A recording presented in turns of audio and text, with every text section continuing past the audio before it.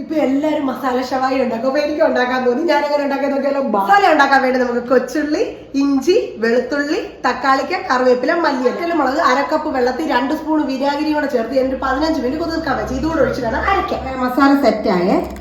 മഞ്ഞപ്പൊടി, മല്ലിപ്പൊടി, ഗരം മസാല, ഉപ്പ് നന്നായിട്ടൊന്ന് മിക്സ് ചെയ്ത് കൊടുക്കാവേ.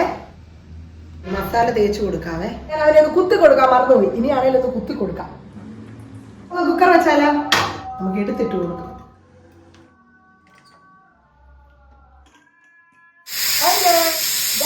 നമുക്ക് പാൽ വെച്ച് കൊടുക്കാവേ. എണ്ണ വെച്ച് കൊടുക്കാം. രണ്ടാമത്തെ കാലം വെച്ച് കൊടുക്കാം.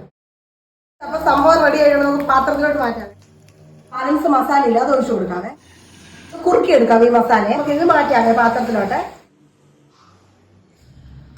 നല്ല സൂപ്പർ സംഭവം. പൊറോട്ട അപ്പം ഒന്നിനും വേണം. എന്തായാലും പൊറോട്ട പോയി മേടിക്കട്ടെ. അതിന്റെ കഴിക്കുന്നുള്ളൂ. നിങ്ങൾ എന്തായാലും ട്രൈ ചെയ്ത് സൂപ്പറാണ്. Pocket bye bye.